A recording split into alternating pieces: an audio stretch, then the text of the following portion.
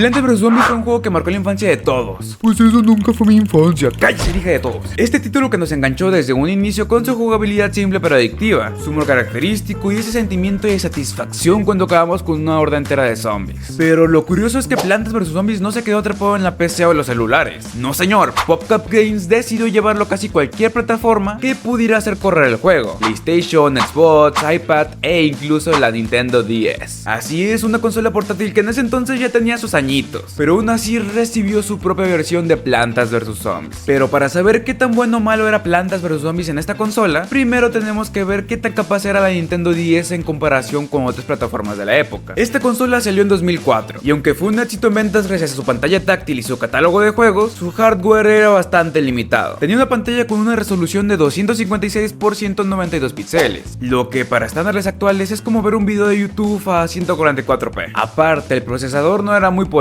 y la cantidad de memoria era mínima. Esto significa que los desarrolladores de Plantas vs Zombies tuvieron que hacer sacrificios para que el juego corriera en la 10 sin que la consola se incendiara en el intento. Pero si venías de jugar Plantas vs Zombies en PC o incluso en celular, la versión de 10 te podría sorprender, pero tal vez no en el buen sentido, que en mi caso sí me sorprendió en el buen sentido. Los gráficos eran pixeleados, las animaciones eran menos fluidas y los colores no eran tan vibrantes, pero a mí me encanta el pixel art, por lo que en lo personal disfruté bastante probarlo. Los zombies se veían bien, pero las plantas sí se veían medio curiositas. Más aparte, aquí hay algo curiosito: aunque la calidad visual era más baja, no se sentía injugable. De alguna forma el juego mantenía su esencia, y después de unos minutos te acostumbras a ver todo con menor resolución. Ahora, esto tiene una explicación. La de la 10 era más pequeñita, así que aunque los gráficos fueran más inferiores, no se notaba tanto como si jugaras en una pantalla más grande. Y se les mostraré aquí cómo se vería el juego, pero yo al iniciar juego, cámara o lo que sea pasa esto.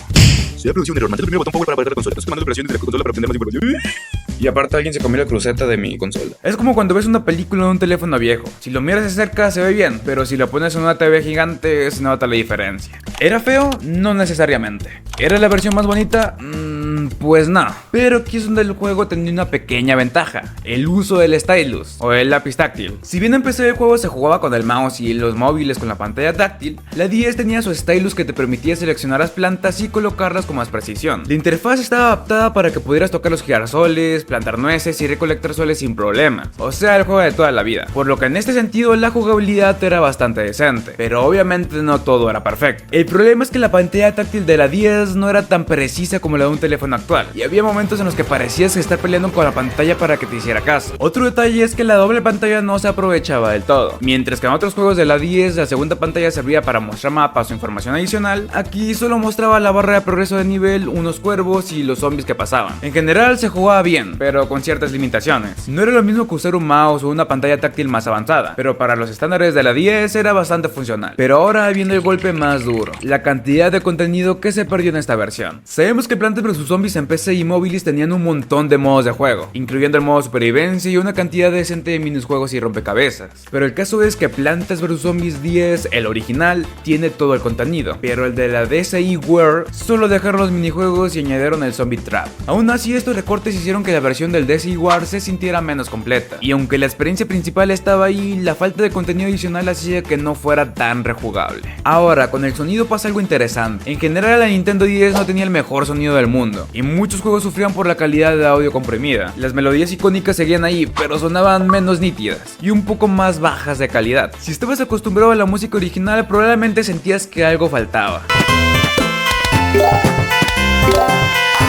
Los efectos de sonido, como los disparos de los lanzaguisantes o los gruñidos de los zombies, también se escuchaban más apagados. No es que fueran horribles, pero definitivamente no tenían el mismo impacto que en otras versiones. En pocas palabras, no se perdía la esencia, pero sí se notaba la diferencia. Y aquí llegamos a la gran pregunta: ¿Plantas vs Zombies en 10 era una buena versión? En sí, la respuesta depende de lo que esperabas. Si nunca habías jugado Plantas vs Zombies antes, esta versión era una buena opción portátil, pero si ya habías jugado en PC o móvil, esta versión se sentía un poco más recortada y más pesada porque era un poco más lenta. Si comparamos con otras versiones portátiles como la de PS Vita o la del iPad, definitivamente la de la 10 quedaba por debajo. Aún así, a mí me encanta. pero trato de ser lo más neutral posible. Sin embargo, hay algo nostálgico en esta versión. Si creciste con una Nintendo 10 y querías jugar Plantas vs Zombies donde fuera, esta versión cumplía. Ahora, otra cosa curiosa de esta versión es que la dificultad se sintió un poco diferente. No es que el juego fuera más difícil o más fácil en general. Bueno, creo que sí es un poco más difícil, pero sí había ciertos detalles que cambiaban la experiencia. Para empezar, la velocidad del juego era un poco más lenta. En PC y móviles, las oleadas de zombies podían sentirse más dinámicas, pero en la DS los tiempos de espera entre cada oleada parecían más largos. Esto hacía que algunas partidas se sintieran más pausadas, lo cual no era necesariamente malo, pero sí cambiaba el ritmo del juego. Y tal vez algunos se pregunten por qué PopCap decidió llevar el juego a la 10. Bueno, cuando Plantas vs Zombies salió en 2009 en PC, fue un éxito inmediato. PopCap vio el potencial de llevarlo a otras plataformas, y lo hizo con bastante rapidez. No solo llegó a dispositivos móviles, sino que también vimos versiones en consolas como Xbox 360, PlayStation 3 e incluso PlayStation Vita. Pero la pregunta es, ¿por qué en la DS? En aquel entonces la Nintendo 10 era la consola portátil más vendida del mundo, con más de 100 millones de unidades en el mercado. Para un estudio como PopCap, lanzar Plantas vs Zombies en la 10 tenía sentido desde un punto de vista comercial. Había una enorme base de jugadores que podrían estar interesados en comprarlo. Sin embargo, el problema era adaptar el juego a una consola con limitaciones técnicas bastante evidentes. Mientras que en una PC o un móvil el juego corría sin problemas, en la DS había que hacer sacrificios en gráficos, sonido y rendimiento. PopCap ya había trabajado en la 10 con juegos como Peggle y Bejeweled, así que tenían algo de experiencia en adaptar juegos casuales en la consola. Pero Plantas vs Zombies era un título más complejo, con animaciones detalladas y muchos más elementos en pantalla al mismo tiempo. En pocas palabras, la elección de la 10 fue una jugada lógica desde un punto de vista comercial. Pero a pesar de todo eso, no fue un fracaso comercial. De hecho, vendió bastante bien considerando sus circunstancias.